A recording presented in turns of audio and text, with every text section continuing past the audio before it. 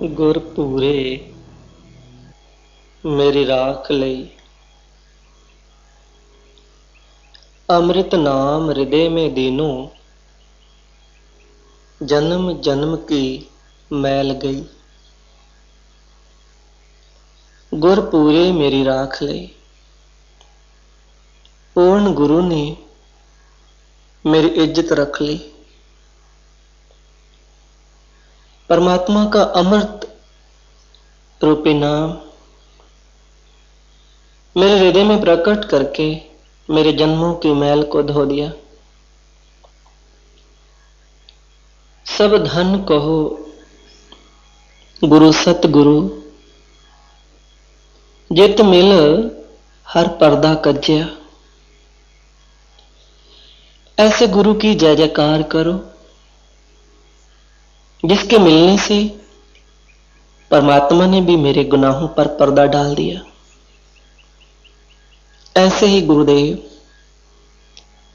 सतगुरु श्री आशुतोष महाराज जी के चरणों का ध्यान करते हुए बोलिए श्री सतगुरु जी महाराज की जय, सच्चे दरबार की जय।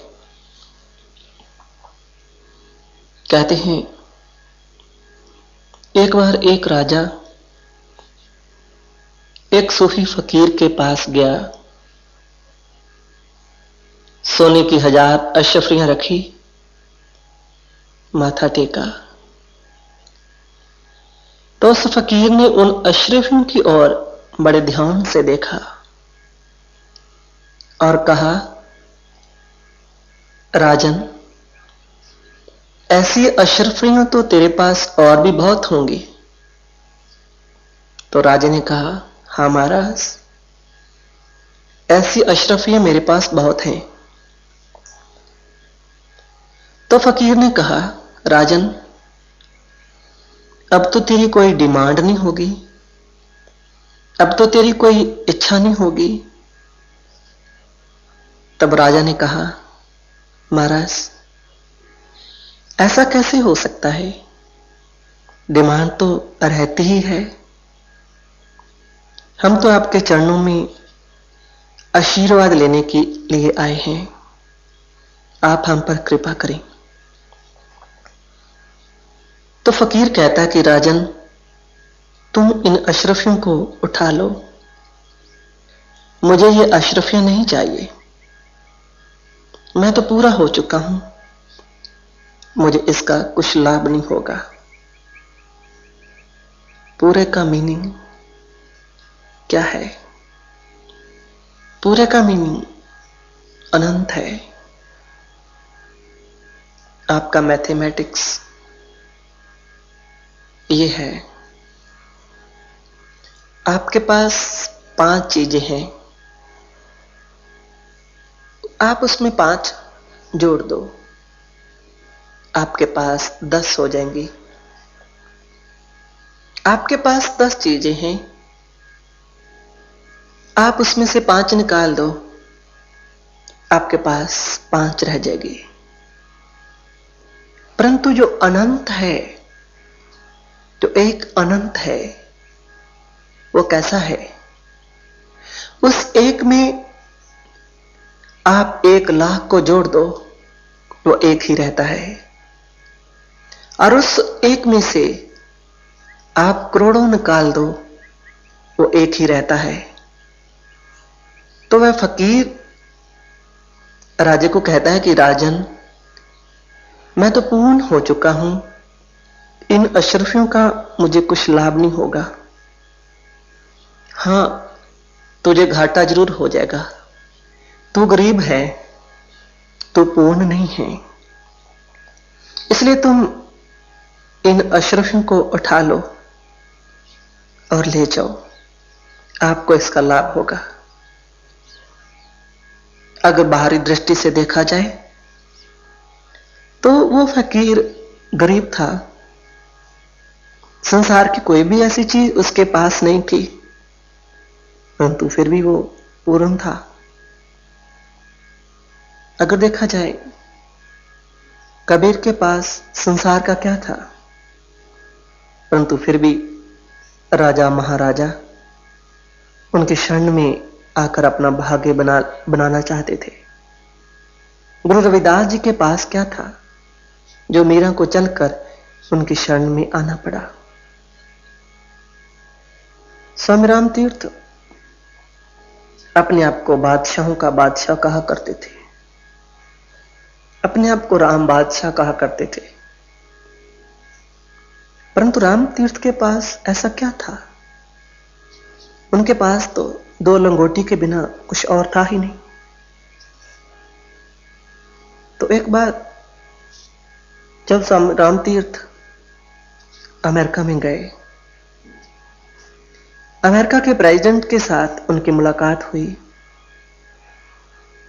तो प्रेसिडेंट ने पूछा कि आप अपने आप को बादशाह कहते हो, आपके पास ऐसा क्या है जिसके कारण आप अपने आप को बादशाह कहते हो? तो स्वामी राम तीर्थ कहते हैं कि मेरे पास कुछ नहीं है, संसार का मेरे पास कुछ नहीं है, इसलिए तो मैं बादशाह हूं। और मैं संसार का कुछ चाहता भी नहीं हूं, इसलिए तो मैं बादशाहों का बादशाह हूं। कबीर कहते हैं, चाह गई चिंता गई मनुआ बेपरवाह, जिसको कछु न चाहिए सोई शहंशाह।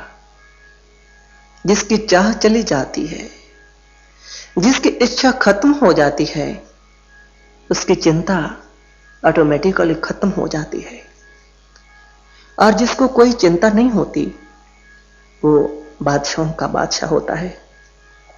इसलिए स्वामी राम तीर्थ कहते हैं कि मेरी कोई इच्छा नहीं है और मेरे मन में शांति है, मेरे मन में कोई चिंता नहीं है, इसलिए मैं बादशाहों का बादशाह हूं, राम बादशाह।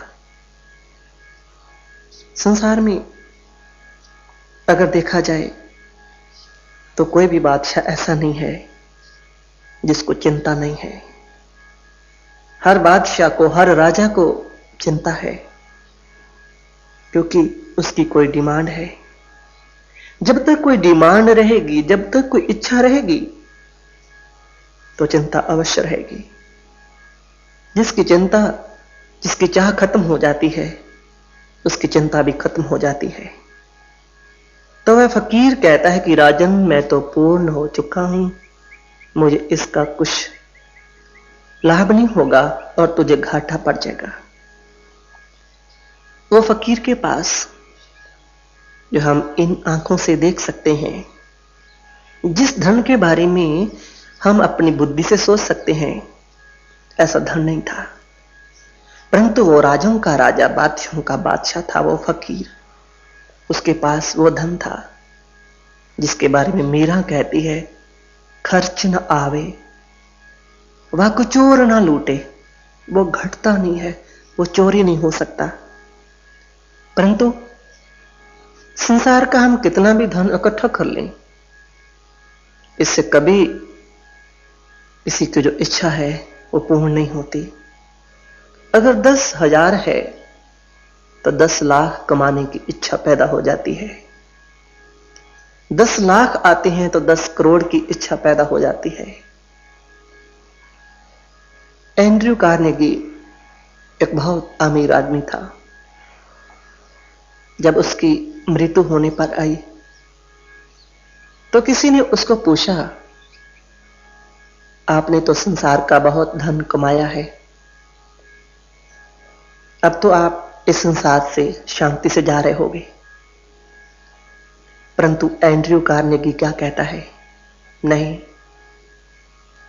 मैंने ऐसा सोचा था कि मैं 100 अरब इकट्ठा करूंगा, परंतु अभी तो मैं 10 अरब ही इकट्ठा कर पाया हूं। तो ऐसे ही हम संसार का कितना भी कुछ इकट्ठा कर ले, कुछ और प्राप्त करने की इच्छा रहती है। परंतु ऐसा वो क्या था उस फकीर के पास, जो वह फकीर कहता है कि इसका मुझे कुछ लाभ नहीं होगा। रविदास, कबीर, ऐसे संतों के पास संसार का ना कुछ होते हुए भी वो बादशाहों के बादशाह थे। और ऐसी घटनाओं के द्वारा, ऐसे प्रवचनों के द्वारा वो संत महापुरुष हमें समझाना चाहते हैं कि आप भी इस संसार की डिमांड को छोड़कर देखो, इस संसार की चीजों की इच्छाओं को त्याग कर देखो, तुम भी पूर्ण हो जाओगे, तुम भी बादशाह हो जाओगे।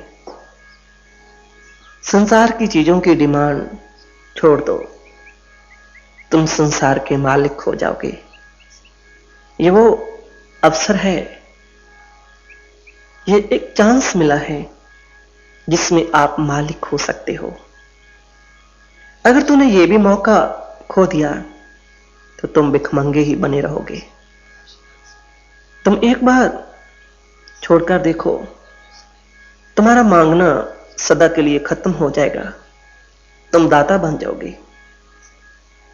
जिन चीजों की आप डिमांड कर रहे हो, ये भोग तो तुमने बहुत भोगे हैं, 84 लाख योनियों में भी भोगे हैं, लेकिन इन भोगों के भोगने से तुम उस खजाने से दूर होते जा रहे हो।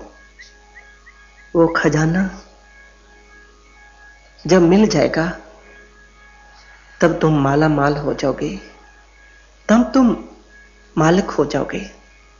ऐसा महापुरुष हमें अपने प्रवचनों के माध्यम से, लीला के माध्यम से समझाते हैं। जैसे एक संत थे, उनके पास बहुत से अमीर लोग जाया करते थे।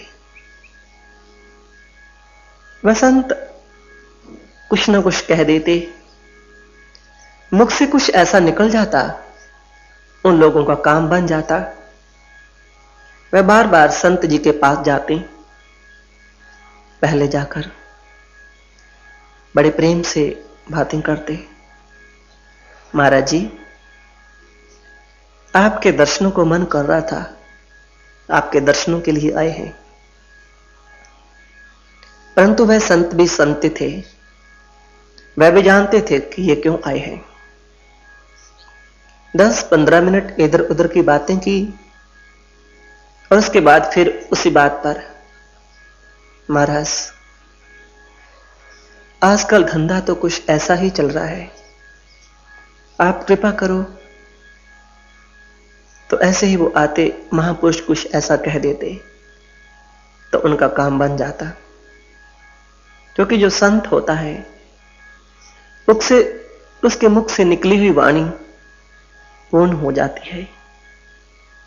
जैसे कि जीसस भी बाइबल में कहते हैं, sky and earth will pass away but my word will not pass away. आकाश धरती अपना स्थान बदल सकते हैं, परंतु मेरा शब्द कहा हुआ बदला नहीं जा सकता। जो कि साधु बोले सहज स्वभाव, साधका बोला व्यर्था न जा। संत के मुख से जो वाणी निकल जाती है वो पूर्ण होकर ही रहती है। जो कि संत की वाणी उस परमात्मा की ही वाणी हो जाती है, क्योंकि संत हर समय उस मालिक के साथ जुड़ा रहता है। छत्रपति शिवा के गुरु रामदास जी एक बार ध्यान में बैठे थे, तो उसी समय किसी लड़की के पति की मृत्यु हो जाती है। उस समय सती प्रथा थी कि जब पति की मृत्यु होती तो पत्नी को भी पति की चिता में जलना पड़ता। परंतु जब वो सती जलने के लिए जाती थी तो जैसे शादी के समय श्रृंगार किया जाता है, ऐसे ही पति के साथ सती होने के समय किया जाता था। तो उस लड़की के पति की मृत्यु हो जाती है, वो भी अपने पति के साथ सती होने के लिए जाती है। तो जब शमशान घाट की ओर जा रहे थे तो रास्ते में गुरु रामदास जी का आश्रम था,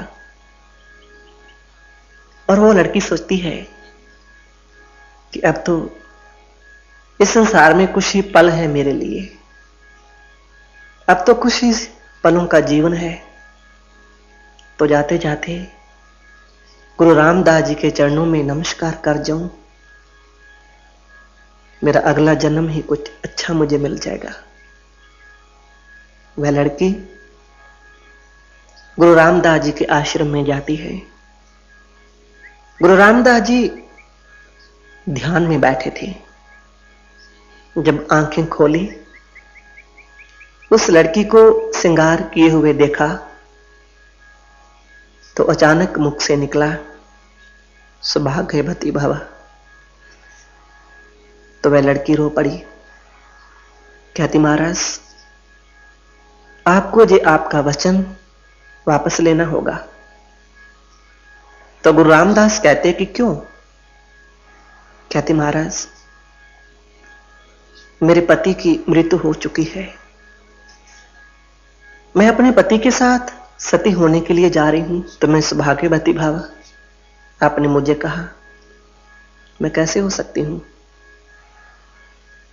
तो गुरु रामदास कहते कि बेटी मैं तो राम के ध्यान में बैठा था, मैं तो परमात्मा के ध्यान में बैठा था। मेरे मुख से निकली हुई वाणी मेरी वाणी नहीं, ये तो राम की वाणी है। ये गलत कैसे हो सकती है? परमात्मा की वाणी गलत कैसे हो सकती है? वह उस लड़की के साथ चल पड़ते हैं, और जब जाकर उसके पति के मुख से कपड़ा उठाते हैं तो उसका पति उठ पड़ता है, और मुख से क्या आवाज निकलती है, समर्थ गुरु रामदास महाराज की जय। उस दिन से गुरु रामदास जी के नाम के साथ समर्थ शब्द जुड़ गया।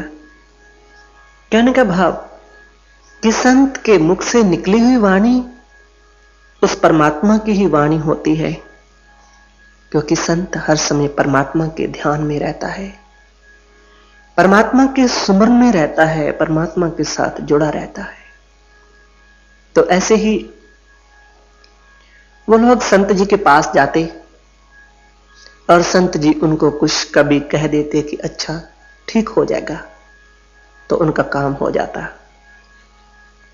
ऐसे वो लोग बार बार जाते, फिर वही बातें, महाराज जी आपने तो संसार का त्याग कर दिया, आपको क्या पता संसार क्या होता है? संसार में रहने से तो हर समय कोई ना कोई चिंता ही लगी रहती है। दो रोजी रोटी के लिए पता नहीं हमें क्या क्या करना पड़ता है। कभी रोटी की चिंता, कभी बच्चों की शादी की चिंता, कभी इनकम टैक्स की चिंता, सेल टैक्स की चिंता। महाराज हम तो हर समय चिंता में घिरे रहते हैं, आप हम पर कृपा करो ना। तो संत जी सोचते हैं कि ये लोग अपने अमूल्य जीवन के अमूल्य समय को ऐसे ही बर्बाद करते जा रहे हैं, अब इनको सच बताना चाहिए। तो वह उनको कहते हैं कि आप मेरे पास आते हो, मेरे मुख से कुछ निकलता है, फिर प्रकृति में घटना घटती है, आपका काम होता है। तो आप ऐसे क्यों नहीं करते? आप परमात्मा से सीधे बात कर लिया करो, परमात्मा को आप स्वयं ही कह दिया करो, आपका काम हो जाएगा, आपको यहां आने की भी जरूरत नहीं पड़ेगी। वो कहते कि महाराज ऐसे कैसे हो सकता है? हमें क्या पता परमात्मा के साथ बात कैसे करनी है? वह फकीर कहता है कि उसकी चिंता आप ना करो, मैं आपको बता दूंगा कि परमात्मा के साथ बात कैसे करनी है। कहते हैं महाराज ठीक है, आप जल्दी से बता दो ना।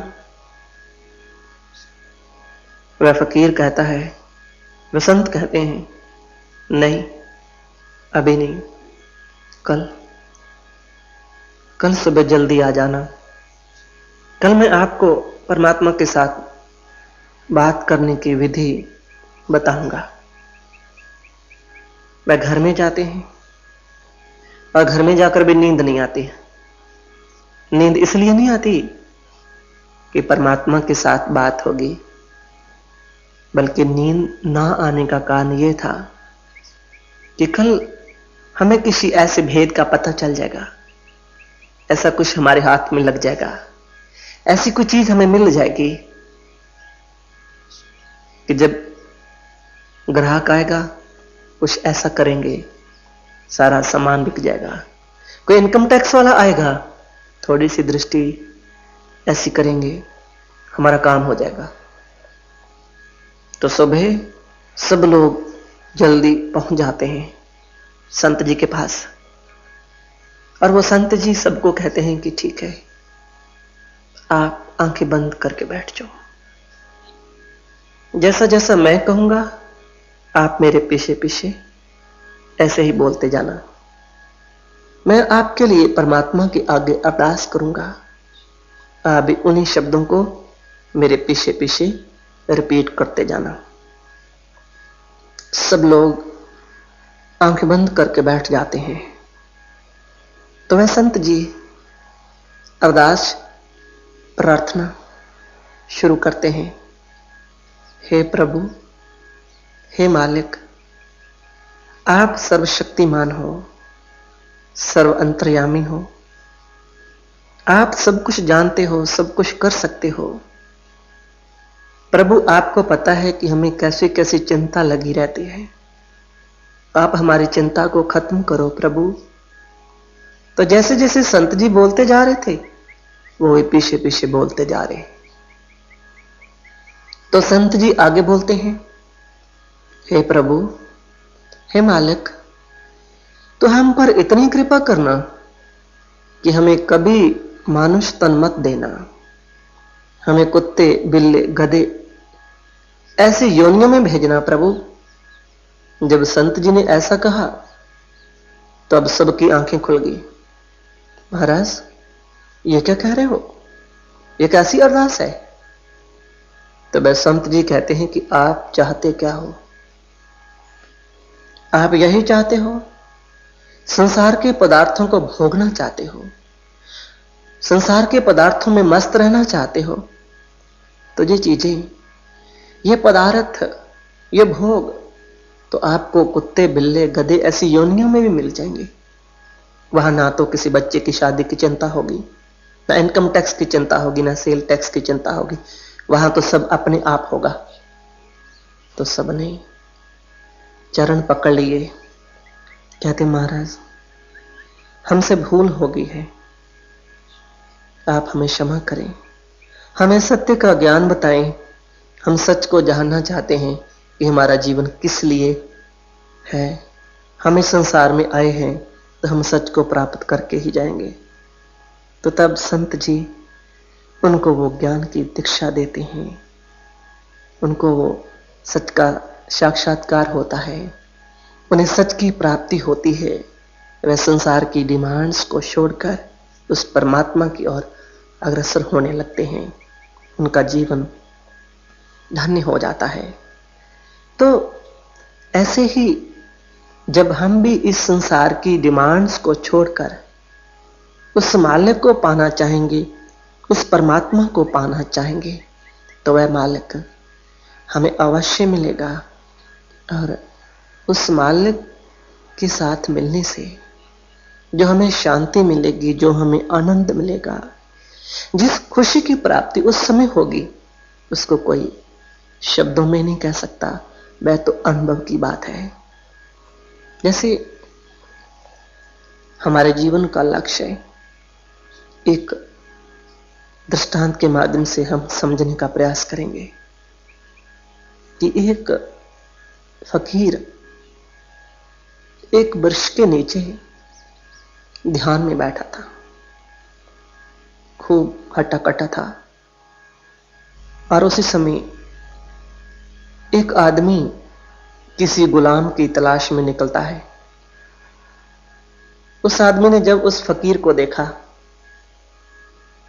तो सोचता है कि लगता है ये भी कोई गुलाम है, लगता है ये अपने मालिक को छोड़कर भागा हुआ है। तो वो उसको पूछता है, क्या तुम गुलाम हो? वह फकीर कहता है कि हां, मैं गुलाम हूं। तो क्या तू भागा हुआ गुलाम है? तो वह फकीर कहता है कि हां, मैं भागा हुआ गुलाम हूं। तो यह आदमी सोचता है कि ये कैसा इंसान है, इसको जो मैं कहता हूं उसी को ही मान जाता है। उस फकीर की भेद से भरी हुई इन बातों की समझ उस आदमी को नहीं आती। वह फकीर कहता है कि हां, मैं भागा हुआ गुलाम हूं। तो बाबा फरीद भी कहते हैं, मैं बंदा बेखरीद सच साहिब मेरा। मैं उसका खरीदा हुआ आदमी हूं, मैं उसका खरीदा हुआ, परमात्मा का खरीदा हुआ, परमात्मा का गुलाम हूं। तो यहां फकीर कहना चाहता है कि मैं भी गुलाम हूं उस मालिक का, लेकिन मैं भागा हुआ हूं। भाव जो दास होता है, जो गुलाम होता है, उसकी अपनी कोई इच्छा नहीं होती, परंतु वह फकीर मन में सोचता है कि मेरे मन में तो कभी कोई इच्छा हो जाती है, कभी किसी चीज को प्राप्त करने की कभी कभी इच्छा पैदा हो जाती है, इसलिए मैं भागा हुआ गुलाम हूं। तो वह आदमी उस फकीर को कहता है कि ठीक है, मैं भी किसी गुलाम की तलाश में निकला था, अच्छा हुआ तू मुझे मिल गया। आज के बाद तू मेरा गुलाम होगा और मैं तेरा मालिक। वह फकीर कहता है कि ठीक है, मैं भी मालिक की तलाश में निकला था कि मुझे मालिक मिल जाए, अच्छा हुआ आप मिल गए। वह फिर हैरान होता है कि ये आदमी कैसा है। तो फिर वो कहता है, आज के बाद जो तुझे मैं कहूंगा तो वही करेगा। कहता ठीक है। वह फकीर कहता है कि मैं भी सोचता था कि जो कुछ मैं अपनी ओर से करता हूं वो तो बेकार ही होता जाता है, वो तो बेअर्थ ही चला जाता है। मैं भी चाहता था कि कोई मुझे बताने वाला, कोई मुझे ठीक से बताने वाला मिल जाए। ये बातें अभी भी उसकी समझ में नहीं आती, परंतु वो फकीर क्या कहना चाहता है, जिसको साईं बुल्ले शाह कहते हैं, बिन कामिल मुर्शिद दे बुलिया तेरी गई इबादत कीती। कि बिना कामिल मुर्शिद, बिना गुरु के की हुई तेरी इबादत, बिना मुर्शिद के, बिना रहबर के की हुई तेरी भक्ति बेकार में चली गई, उसका कुछ लाभ नहीं हुआ। कबीरदास जी ने भी कहा है कि गुरु के बिना वह भक्ति हमें ठीक रूप में नहीं मिल पाती। हम अपनी मर्जी से जो करते हैं वह हमें परमात्मा की ओर लेकर नहीं जाता। यहां तक यह परमात्मा का नियम है, जिस सृष्टि का नियम है कि गुरु के बिना, जैसा कि श्री गुरु नानक देव जी ने कहा, भाई रे गुर बिन ज्ञान न होए, पुछो ब्रह्मे नारदे, वेद व्यासे कोई। रूप में आता है तो उसको गुरु की शरण में जाकर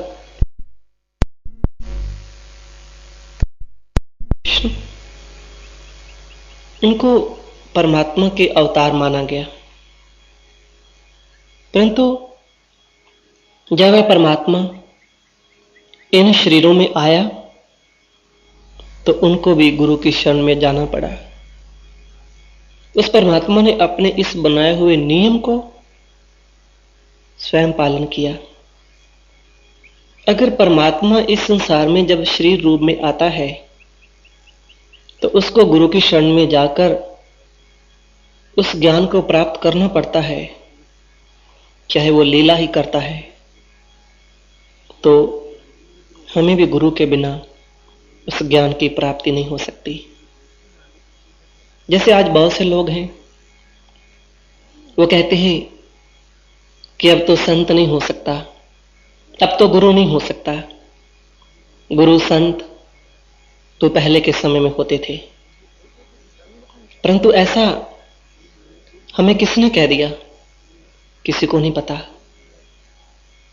श्री गुरु गोविंद सिंह जी महाराज दशम ग्रंथ में कहते हैं, जब जब हुए अरिष्ट संसारा तब तब दे धरत अवतारा, कि जब जब इस संसार में पाप बढ़ेगा तब तब वह परमात्मा किसी शरीर में संत महापुरुष के रूप में इस पृथ्वी पर आएगा। तो ऐसा रामचरितमानस में भी लिखा हुआ है, जब जब हुए धर्म की हानि बाढ़े असुर अधम अभिमानी। ऐसा जब होता है, अधर्म बढ़ जाता है, राक्षस विधि के लोग बढ़ जाते हैं, तो तब तब प्रभु धरे वविद शरीरा हर ही कृपा निधि सज्जन पीरा, कि तब तब वो परमात्मा सज्जनों के कल्याण के लिए, दुष्टों के नाश के लिए शरीर में आता है। और भगवान श्री कृष्ण गीता में भी यही कहते हैं, यदा यदा हि धर्मस्य ग्लानिर्भवति भारत अभ्युत्थानम अधर्मस्य तदात्मानं सृजाम्यहम् परित्राणाय साधूनां विनाशाय च दुष्कृतां धर्म संस्थापनार्थाय संभवामि युगे युगे। कि जब जब भी धर्म की हानि होती है, अधर्म बढ़ जाता है, राक्षस लोग बढ़ जाते हैं, तब तो मैं अपने आप को शरीर में प्रकट करता हूं, दुष्टों का नाश करता हूं और सज्जनों का कल्याण करके हर युग में धर्म की फिर से स्थापना करता हूं। तो ये हमारे सभी ग्रंथों में महापुरुषों ने कहा है कि वो परमात्मा समय समय पर इस पृथ्वी पर आया है, वो आता रहेगा। जैसे आज जीसस को मानने वाले लोगों ने भी गुरु को, संत को मानने से इनकार कर दिया। वो भी कहते हैं कि जीसस आए थे, बस उसके बाद जीसस ही आएंगे, वो भी बादलों में। जबकि ये बाइबल में ऐसा लिखा हुआ है।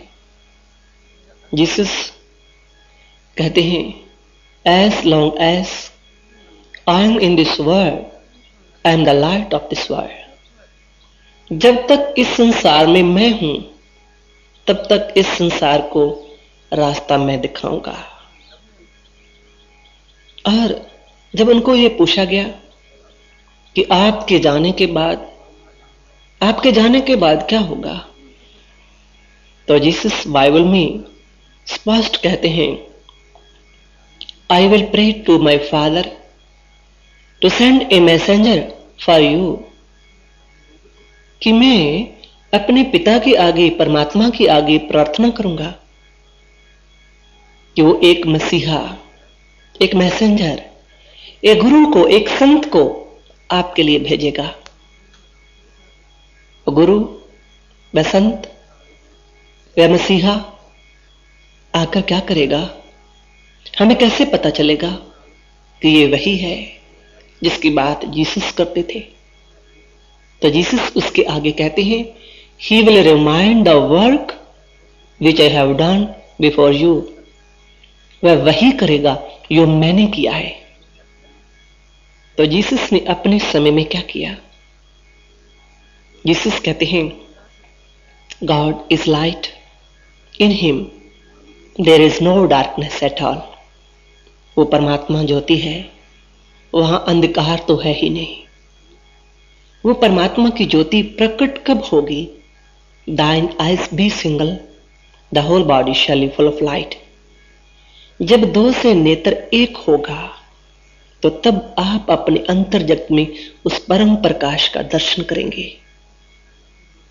वो नेत्र एक, कौन सा वो नेत्र? जिसकी बात श्री गुरु ग्रंथ साहिब में श्री गुरु अमरदास जी के द्वारा की गई। कहे नानक, यह नेत्र अंध से सतगुर मिलिए दिव्य दृष्ट हुए। कि जब ये जो नेत्र हैं, ये परमात्मा को नहीं देख सकेंगे। इन आंखों के द्वारा परमात्मा दिखाई नहीं देगा। सतगुरु मिलिए दिव्य दृष्ट हुए। कि जब सतगुरु मिलता है, दिव्य दृष्टि मिलती है, तो उसी दिव्य दृष्टि की बात जीसस करते हैं कि वो वही करेगा जो मैंने किया। आज बहुत से लोग वो कहते हैं कि ज्ञान द्वापर युग में कोई और था, सतयुग में और था, त्रेता में और कल युग में कुछ और। परंतु नहीं, वह परमात्मा का नाम, परमात्मा की भक्ति का ढंग तरीका एक ही रहा है और एक ही रहेगा। भगवान श्री कृष्ण गीता में कहते हैं कि यही ज्ञान सृष्टि के प्रारंभ में सूरज को दिया गया, उससे मनु को, फिर इक्ष्वाकु को। ऐसी ये ज्ञान परंपरा से चलता आ रहा है। तो श्री गुरु गोबिंद सिंह जी ने भी कहा, आद अनाद अगाध कथा, ध्रुव से पहलाद अजामल तारे, नाम उचार तरे गणिका, सोई नाम आधार विचार हमारे।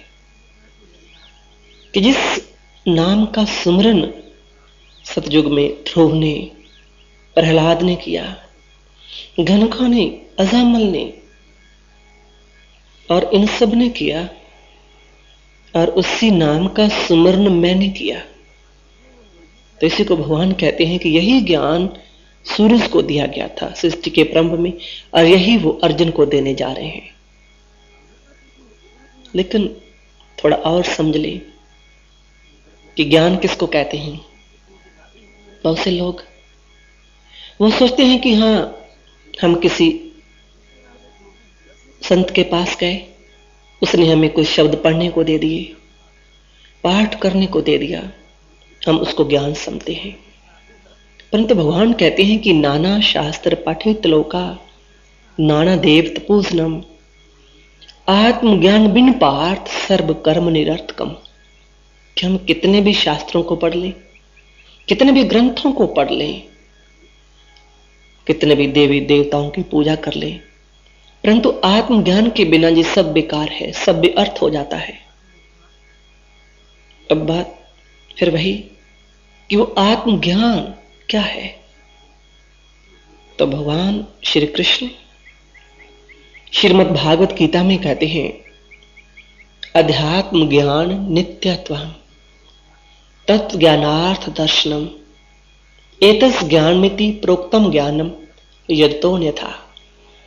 कि उस तत्व का, परमात्मा की ज्योति का दर्शन करना ही ज्ञान है। इसके अलावा जो कुछ भी है उसको अज्ञान ही कहा गया है। तो ज्ञान बातों का नाम नहीं है।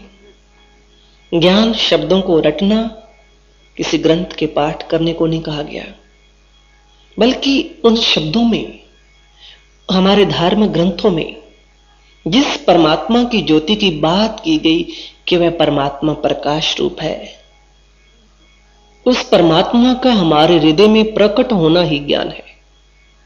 और जब गुरु मिलता है संत मिलता है, महापुरुष मिलता है तो संत संग अंतर प्रभ डीठा, नाम प्रभु का लागा मीठा। सगले सामग्री एक घट माहे, अनेक रंग नाना दृष्टाएं। जब संत मिलता है, गुरु मिलता है, तब वह परमात्मा की ज्योति हमारे घट में प्रकट होती है। हम परमात्मा की ज्योति का दर्शन करते हैं। तो इसी बात को जीसस कहते हैं कि वह मसीहा, वह गुरु, वह संत इसी ज्ञान को देगा। जो काम मैंने किया, जो ज्ञान मैंने दिया, he will remind the work which I have done before you, वो वही करेगा। तो गुरु के बिना, महापुरुष के बिना आज तक किसी को उस ज्ञान की प्राप्ति नहीं हुई।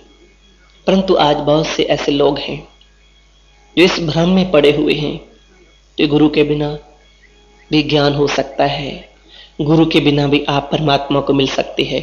परंतु हमारे किसी भी ग्रंथ में ऐसा नहीं लिखा हुआ है।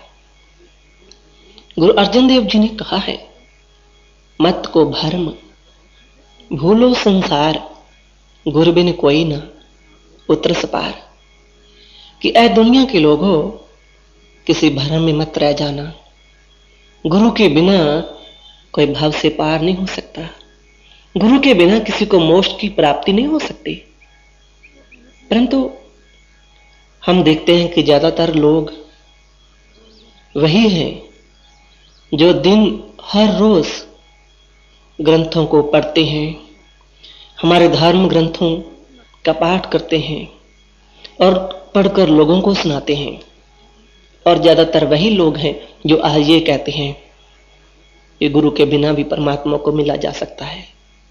अगर उनको ये पूछा जाए कि आप कोई बता सकते हो कि गुरु के बिना किसी को परमात्मा मिल गया, तो कोई जवाब नहीं है। जैसे अमेरिका में, न्यूयॉर्क में एक दिन हम किसी प्रेमी के, गुरु महाराज जी के शिष्य के घर में गए। जब गए तो वहां टीवी पर लाइव शो आ रहा था। कोई शास्त्री जी, कोई ज्योतिषी अपना प्रोग्राम दे रहे थे, बता रहे थे परमात्मा के बारे में भी। और किसी ने उनको पूछा कि क्या परमात्मा को मिलने के लिए हमें किसी संत महापुरुष की, गुरु की जरूरत है? तो वो कहते कि नहीं, परमात्मा को कोई सीधे भी मिल सकता है, ऐसी कोई बात नहीं है। तो उसी समय मैंने बहन जी को कहा कि बहन जी, आप इनको फोन मिलाकर पूछो। तो बहन जी ने फोन मिलाया और गुरु महाराज जी की कृपा से फोन मिल गया। तो बहन जी ने पूछा कि शास्त्री जी, आप ये कहते हो कि गुरु के बिना ज्ञान हो सकता है, गुरु के बिना परमात्मा को मिला जा सकता है, तो आपके ही टेंपल में हम कई बार आते हैं और वहां आपके ही मुख से इस चौपाई को हमने सुना है, गुर बिन भावने दी तरहे ना कोई, ज्यों ब्रांच शंकर सम होई। तो क्या ये रामायण की, रामचरितमानस की ये चौपाई गलत है? कहते कि नहीं, ये गलत तो नहीं है, परंतु ऐसा शास्त्रों में भी कहा गया है कि सबसे बड़ा गुरु तो मां ही होती है। तो बहन जी ने कहा, शास्त्री जी, प्रभु श्री राम थे, भगवान श्री कृष्ण थे, क्या उनकी मां नहीं थी? अगर सबसे बड़ा गुरु मां ही होती है तो प्रभु श्री राम गुरु वशिष्ठ जी के पास क्या लेने गए? और भगवान श्री कृष्ण गुरु के पास क्या लेने गए? तो तब उनके पास कोई जवाब नहीं था। उसी समय जो अनाउंसर थी उसने फोन काट दिया। परंतु जो सच है वो यही है कि गुरु के बिना आज तक किसी को भी ज्ञान नहीं हुआ और ना होगा। वो लोग बहुत बड़े भ्रम में हैं, तो ये सोचते हैं कि गुरु के बिना भी उस परमात्मा को मिला जा सकता है। आज तक तो कोई ऐसा हुआ नहीं जिसको परमात्मा गुरु के बिना मिल गया हो।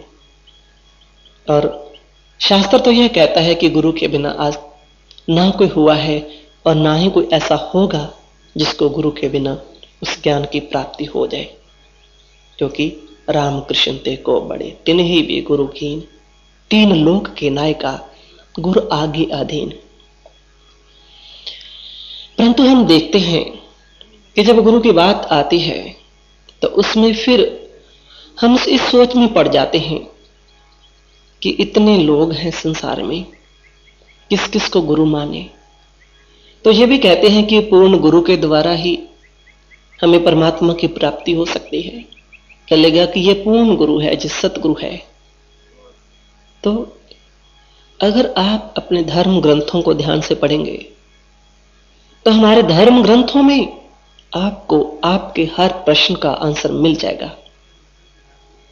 शेख ब्रह्म ने एक बार प्रश्न किया श्री गुरु नानक देव जी को, महाराज आप कहते हो कि गुरु के बिना आत्मज्ञान की प्राप्ति नहीं होती, तो मेरा यह प्रश्न है कि गुरु किसको कहते हैं? यहां कितने लोग हैं? जैसे कबीर कहते हैं कि भेषधारी को गुरु नहीं कहते,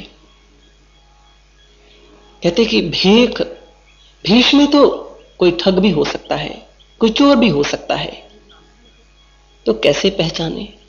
भेष देख मत भूलिए, पूछ लीजिए ज्ञान।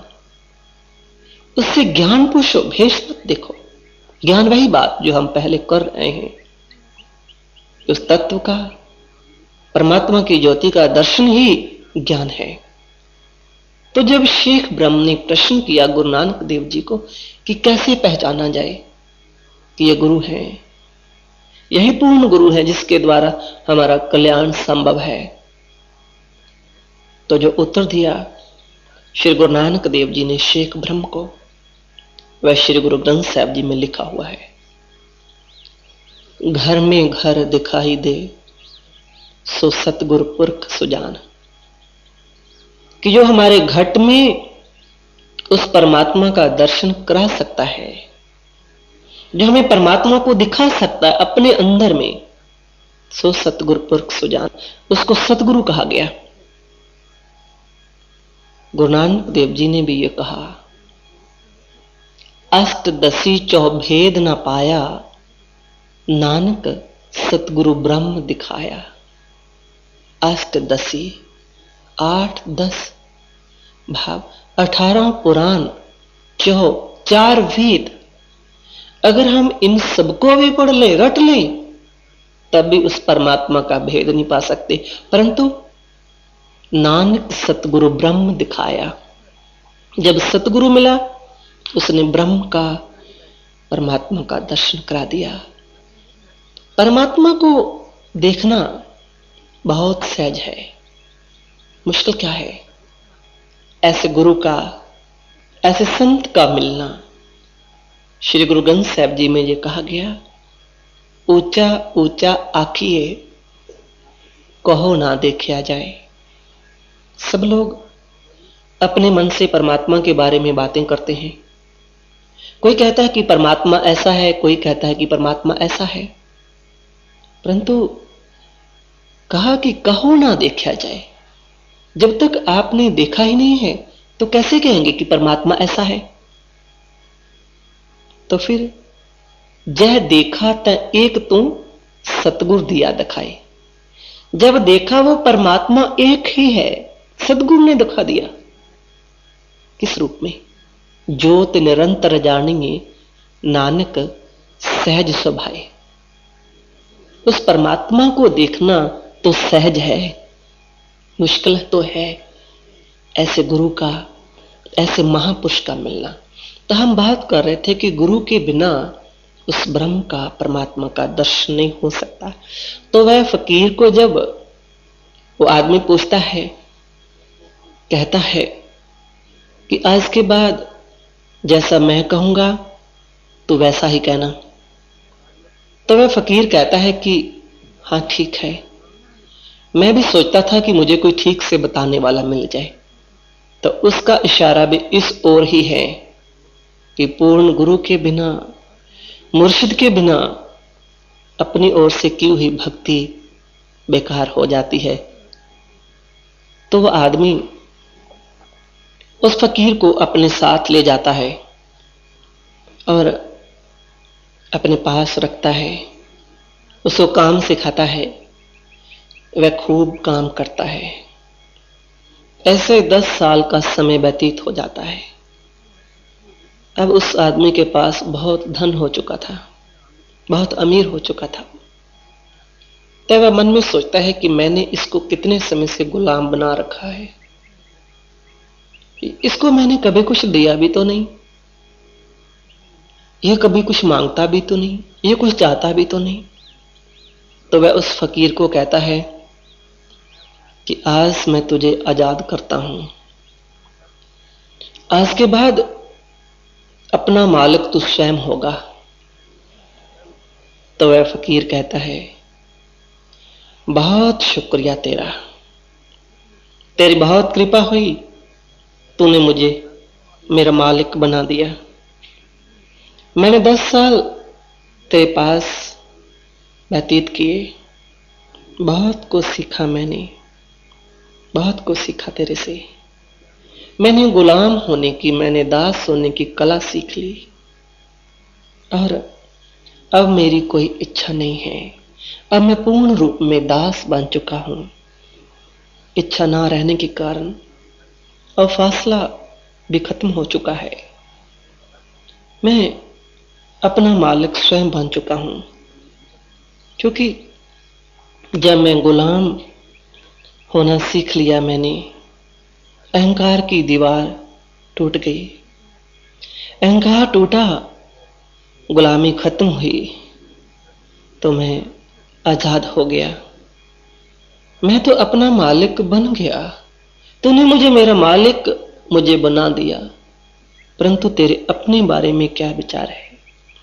तू कब तक गुलाम बना रहेगा? वह फकीर उस आदमी को कैसे भेद से भरी हुई बातें कहता है, परंतु उसकी समझ में पता नहीं कहां तक आई होगी। यह कहानी हमें कितनी बड़ी शिक्षा देती है कि हम मोह की नींद में इतना गहरा सो चुके हैं, उस नींद से हम जागना ही नहीं चाहते, और हम तो सोचते हैं कि शायद हम जागे हुए ही हैं। जैसा कि हमारे ऋषियों ने कहा, उत्तिष्ठ जागृत परापे वरानने बोधता। उठो, जागो, महापुरुषों के पास जाकर अपनी मंजिल को प्राप्त करो। कैसी वाणी है, उठो, जागो। हालांकि पहले इंसान जब नींद से जागता है तो फिर उठता है, परंतु यहां तो ये कहा गया, उठो, जागो। पहले उठो और फिर जागो। उठना तो इस शरीर का ही है, और जागना इस शरीर का नहीं है।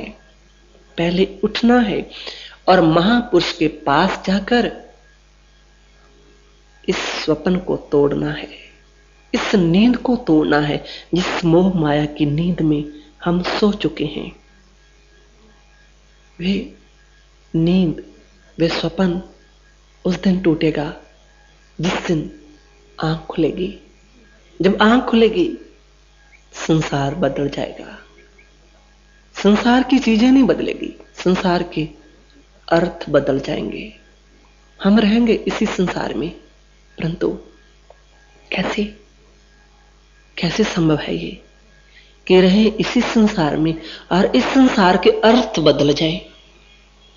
नानक पूरा सतगुर भेटिया, पूरी होवे जुकत, हसंदियां खलंदियां पहनंदियां खवंदियां, बिच्चे होइए मुक्त।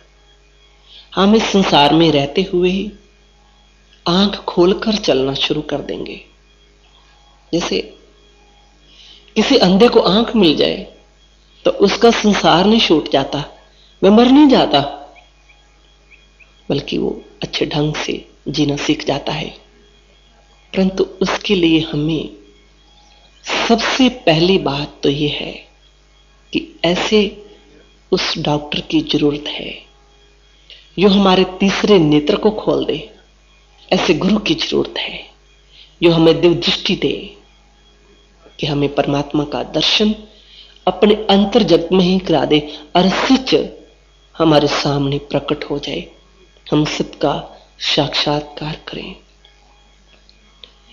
और सत्संग में जब मुख्य बात होती है वह तो यही है, जैसे साईं बुलेशा कहते हैं, होर सब ने गलड़ियां एक अल्लाह अल्लाह दी गल, कुछ रौला पाया आलमा, कुछ कागजा पाया जल।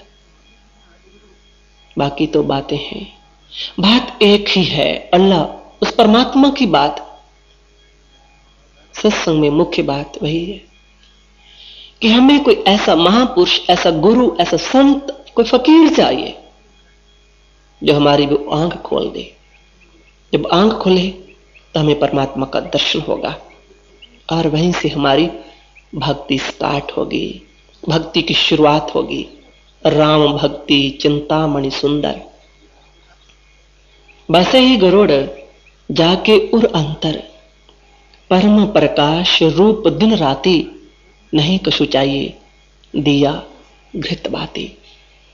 जब राम की भक्ति शुरू होगी, जब परमात्मा की भक्ति शुरू होगी तो परम प्रकाश रूप दिन राती, हमारे घट में वो परमात्मा का प्रकाश प्रकट होगा, हम दिन रात उसको देख पाएंगे। और फिर हम सुमरन साधना गुरु के हुक्म में रहकर उस मालिक से मिलेंगे, और जब मिलेंगे फासला खत्म हो जाएगा। तब हम इस संसार में रहते हुए भी इस संसार के नहीं रहेंगे। और सबसे पहली बात कि ऐसा गुरु मिल जाए जो हमें दृष्टि दे दे, और उसके बाद हमें गुरु की आज्ञा में रहकर अपनी भक्ति स्मरण साधना को पूरा करना है। क्योंकि जैसे पहाड़ों में से बहुत सी नदियां निकलती हैं, परंतु वही नदी सागर तक पहुंच पाती है जो दो किनारों की मर्यादा में रहती है। इसी तरह से बहुत से लोग इस ज्ञान को प्राप्त करते हैं, परंतु मंजिल उनको मिलती है जो गुरु की आज्ञा में रहकर सुमरन साधना करता है। गुरु की आज्ञा ही सर्वश्रेष्ठ है, क्योंकि गुरु गोविंद है, गोविंद गुरु है।